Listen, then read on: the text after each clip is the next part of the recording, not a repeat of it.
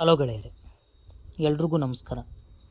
ಈ ವಿಡಿಯೋದಲ್ಲಿ ನಾವು 2017ರಲ್ಲಿ ನಡೆದಂಥ UPSC mains Kannada optional paper 2 ನೋಡೋಣ. ಇಲ್ಲಿ ಒಂದು ಪದ್ಯದ ಪ್ಯಾರವನ್ನು ನೀಡಲಾಗಿದೆ. ಇದಕ್ಕೆ ಭಾವಾರ್ಥ ಬರೆಯಬೇಕು. ನಂತರ ಇಲ್ಲಿ ಒಂದು ಪದ್ಯ ನೀಡಲಾಗಿದೆ. ಇದಕ್ಕೂ ಕೂಡ ಭಾವಾರ್ಥ ಬರೆಯಬೇಕು. ನಂತರ ಇದಕ್ಕೂ ಒಂದು ಭಾವಾರ್ಥವನ್ನು ಬರೆಯಬೇಕು. ನಂತರ ಇದಕ್ಕೂ ಒಂದು ಭಾವಾರ್ಥ. ನಂತರ ಇದಕ್ಕೂ ಒಂದು ಭಾವಾರ್ಥವನ್ನು ಬರೆಯಬೇಕು. ಮುಂದುವರೆದು ಪ್ರಶ್ನೆಗಳನ್ನು ನೋಡುವುದಾದರೆ, ಸುಕುಮಾರ ಸ್ವಾಮಿ ಕಥೆಯಲ್ಲಿ ತೀವ್ರತವನ್ನು ಭೋಗವು ವೈರಾಗ್ಯಕ್ಕೆ ದಾರಿ ಮಾಡಿಕೊಡುವ ಬಗೆಯು ಹೇಗೆ ಚಿತ್ರಣಗೊಂಡಿದೆ ಎಂಬುದನ್ನು ನಿರೂಪಿಸಿ. ಕರ್ಣನ ಬದುಕೊಂದು ದುರಂತಮಯ ವಿಧಿವಿಲಾಸ ಎಂಬುದನ್ನು ಕುಮಾರವ್ಯಾಸನ ಕಾವ್ಯದ ಹಿನ್ನೆಲೆಯಲ್ಲಿ ವಿಶ್ಲೇಷಿಸಿ.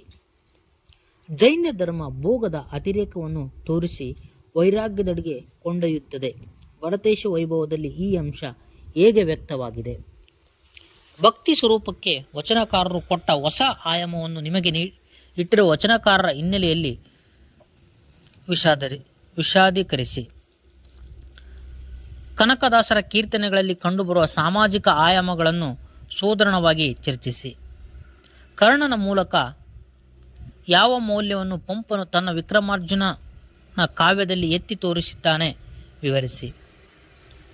ನಂಬಿಯಣ್ಣನ ರಗಳೆಯಲ್ಲಿ ವ್ಯಕ್ತವಾಗಿರುವ ಭಕ್ತಿಯ ಸ್ವರೂಪ ಎಂಥದ್ದು? ಇದನ್ನು ಶೃಂಗಾರ ಕಾವ್ಯ ಹೌದೆನ್ನಬಹುದೇ?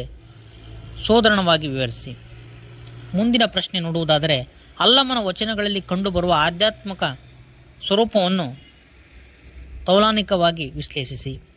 ಭೋಗ ಮತ್ತು ಯೋಗ ಸಂಬಂಧದ ವೈಶಿಷ್ಟ್ಯತೆಯನ್ನು ಭರತೇಶ ವೈಭವದಲ್ಲಿ ಹೇಗೆ ಪ್ರತಿಪಾದಿಸಲಾಗಿದೆ ವಿವರಿಸಿ.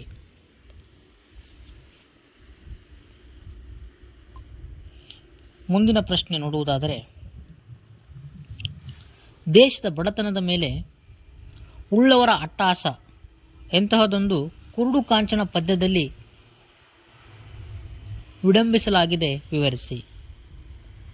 ನರಕಕ್ಕಿಳಿಸಿ ನಾಲ್ಗೆ ಸಿಳಿದ್ರೂ ಕನ್ನಡ ಪದವನ್ನಾಡ್ತೀನಿ ಎಂಬ ರತ್ನನ ಕನ್ನಡಾಭಿಮಾನ ಎಂಥದ್ದು ಚರ್ಚಿಸಿ.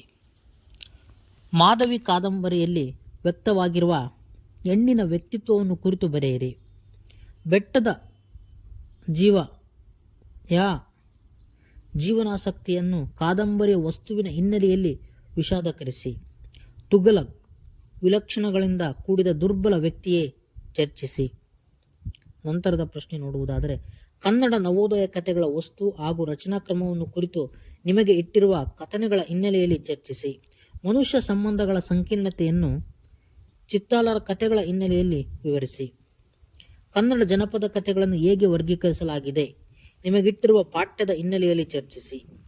ದೇವನೂರು ಮಹಾದೇವ ಅವರ ಒಡಲಾಳ ಕಥೆಯಲ್ಲಿ ವ್ಯಕ್ತವಾಗಿರುವ ತಳ ಸಮುದಾಯದ ಸಂಯೋಜನೆಗಳನ್ನು ವಿಶ್ಲೇಷಿಸಿ. ನವೋದಯ ಹಾಗೂ ನವ್ಯ ಕವಿತೆಗಳ ಸಾಮ್ಯತೆ ಮತ್ತು ವೈರುಧ್ಯಗಳನ್ನು ವಿವರಿಸಿ. AN ಮೂರ್ತಿರಾಯರವರು ವೈಚಾರಿಕ ನೆಲೆಯ ಲೇಖಕ ಎನ್ನಬಹುದೇ? ದೇವರು ಕೃತಿಯ ಹಿನ್ನೆಲೆಯಲ್ಲಿ ಚರ್ಚಿಸಿ. ಕನ್ನಡ ಸಮುದಾಯದಲ್ಲಿ ಒಗಟುಗಳ ಸ್ಥಾನವೇನು ನಿಮಗೆ ಇಟ್ಟಿರುವ ಪಾಠ್ಯದ ಹಿನ್ನೆಲೆಯಲ್ಲಿ ಚರ್ಚಿಸಿ.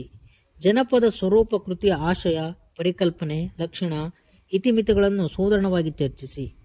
ಜನಪದ ಗೀತಾಂಜಲಿ ಕೃತಿಯಲ್ಲಿನ ತ್ರಿಪದಿಗಳಲ್ಲಿ ವ್ಯಕ್ತವಾಗಿರುವ ಮನುಷ್ಯ ಸಂಬಂಧವನ್ನು ವಿವರಿಸಿ.